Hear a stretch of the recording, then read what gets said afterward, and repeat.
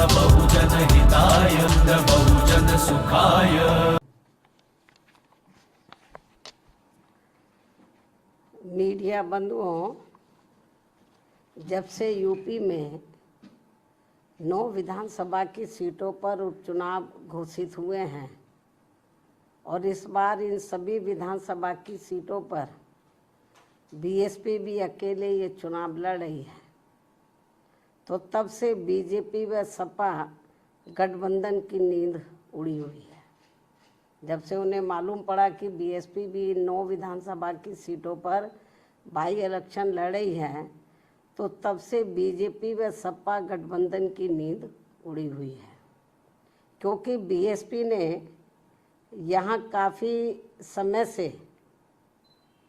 एक आधी उपचुनाव को छोड़कर अधिकांश उपचुनाव नहीं लड़े हैं। तब से खासकर ये दोनों पार्टियां यानी कि बीजेपी व सपा तथा इनका गठबंधन अभी तक इन चुनावों में जो भी बाई इलेक्शन हो रहे थे,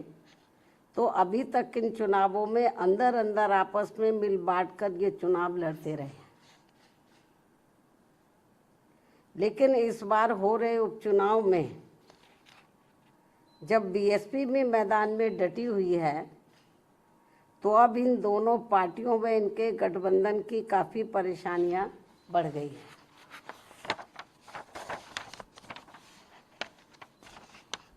जिससे जनता का ध्यान बांटने के लिए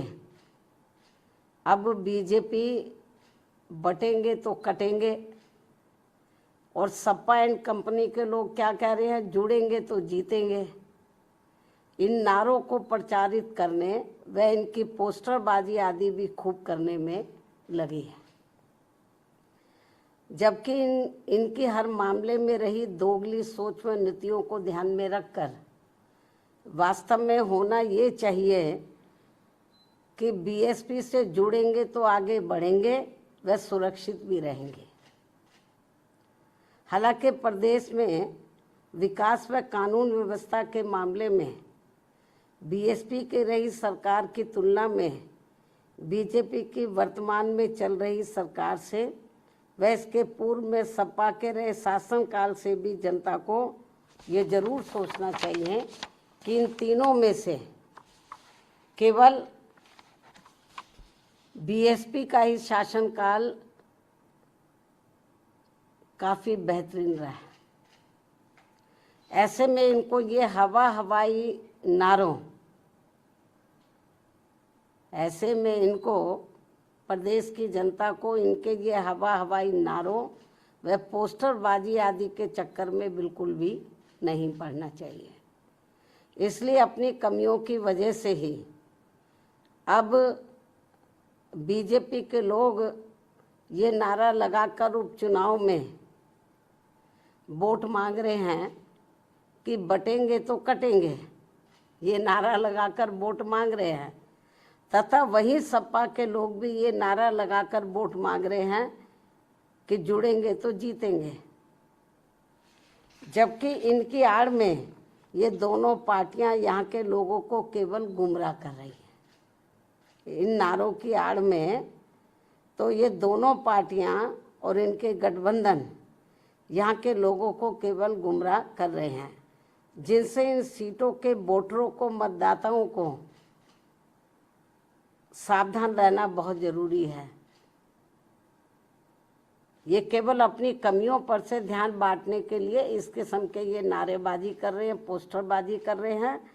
तो यहाँ की जनता को गुमराह करने के लिए। तो जिनसे इन सीटों के मतदाताओं को सावधान रहना बहुत ज़रूरी है। इतना ही नहीं बल्कि सपा की रही सरकार में तो यहाँ अधिकारी लोग नहीं बल्कि सपा के गुंडे, बदमाश, माफिया आदि ही ज़्यादातर इनकी सरकार चलाते रहे। और अब ऐसा लगता है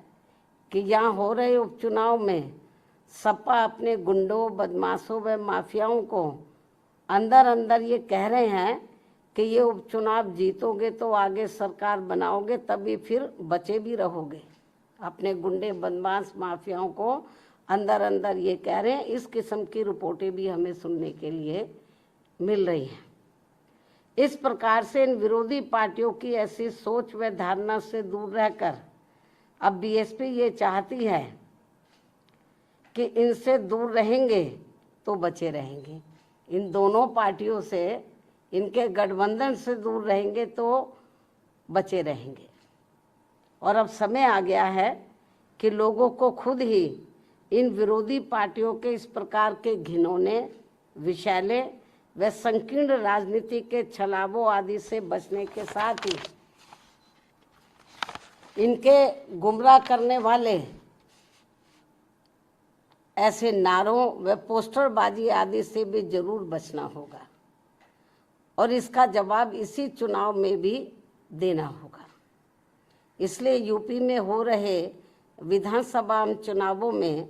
आम लोगों के साथ ही खासकर यहाँ के वोटरों से ये विशेष अपील है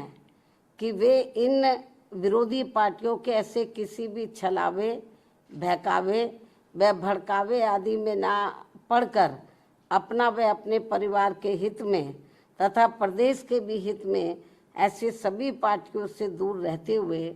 अपने वोट केवल बीएसपी उम्मीदवारों को ही दें,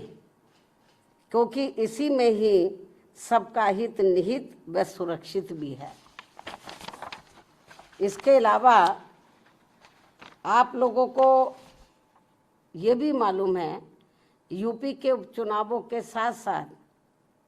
तो इस समय देश में झारखंड व महाराष्ट्र प्रदेश में भी विधानसभा के लिए आम चुनाव हो रहे हैं।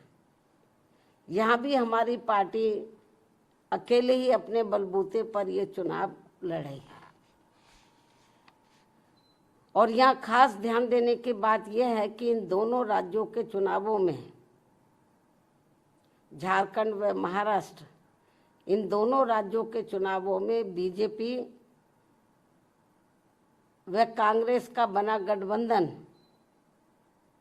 पूर्व में पहले जिन राज्यों में चुनाव हुए, जैसे कर्नाटक है, हिमाचल है, इससे पहले हरियाणा है, जिन राज्यों में भी चुनाव हुए हैं, तो इन दोनों राज्यों के चुनावों में जो अब इस समय झारखंड और महाराष्ट्र में हो रहे हैं, इन दोनों राज्यों के चुनावों में बीजेपी व कांग्रेस का बना गठबंधन पूर्व में, इससे पहले जिन राज्यों में चुनाव हुए वहाँ पूर्व में जारी किए गए अपने अपने चुनावी घोषणा पत्रों को लागू करने को लेकर, जो उस समय इन्होंने लागू किया था और किस्म किस्म के प्रलोभन दिए थे अपने चुनावी घोषणा पत्र में, उसको ये लागू तो कर नहीं पा रहे हैं। बहुत बुरा हाल है, क्योंकि कर्नाटक में काफ़ी कुछ गवर्नमेंट की पोजीशन खराब हो रही है, हिमाचल में भी हो रही है। हिमाचल में तो हालत ये खराब है वहाँ पे इतनी ज़्यादा गवर्नमेंट की कि वहाँ के सरकारी कर्मचारियों को वो वेतन तक भी नहीं दे पा रहे हैं। लेकिन चुनाव में इन्होंने बड़ी बड़ी गारंटी दे दी चुनावी घोषणा पत्र में। तो कहना मैं ये चाहती हूँ कि यहाँ खास ध्यान देने की बात यह है कि इन दोनों राज्यों के चुनावों में, यानी कि झारखंड और महाराष्ट्र में जो इस समय चुनाव हो रहा है, इन दोनों राज्यों के चुनावों में बीजेपी व कांग्रेस का बना गठबंधन तो पूर्व में जारी किए गए, इससे पूर्व में जिन राज्यों में चुनाव हुए वहाँ जारी किए गए अपने अपने चुनावी घोषणा पत्रों को लागू करने को लेकर इस समय अभी नया चुनावी घोषणा पत्र जारी नहीं किया है। इससे पहले जिन राज्यों में चुनाव हुए वहाँ इन्होंने चुनावी घोषणा पत्र जो जारी किए, तो पूर्व में जारी किए गए अपने अपने चुनावी घोषणा पत्र को लागू करने को लेकर एक दूसरे पर काफी आरोप व प्रत्यारोप लगा रहे हैं। जबकि इस मामले में ये सभी पार्टियां एक ही थाली के चट्टे बट्टे हैं, जिनके बहकावे में इस बार यहाँ की जनता को कतई भी नहीं आना है। और अब तो इस मामले में कर्नाटक की कांग्रेसी सरकार के खुद ही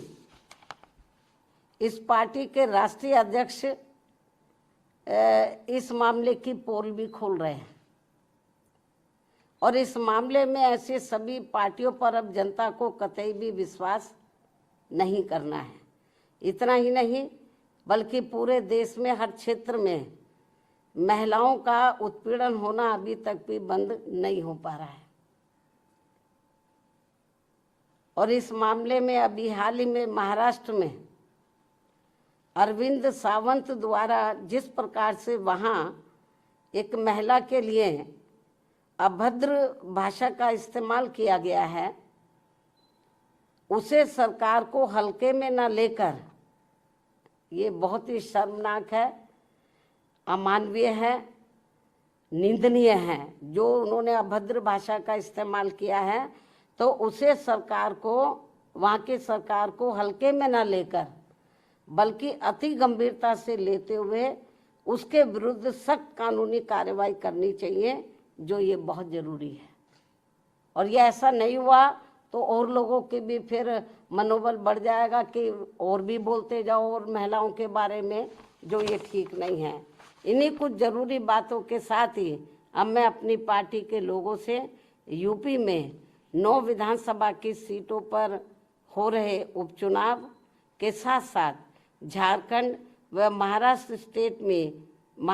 स्टेट में भी विधानसभा के लिए हो रहे आम चुनाव में अपनी पार्टी के उम्मीदवारों को जिताने की भी पुरजोर अपील करती हूँ। धन्यवाद। जय भीम व जय भारत।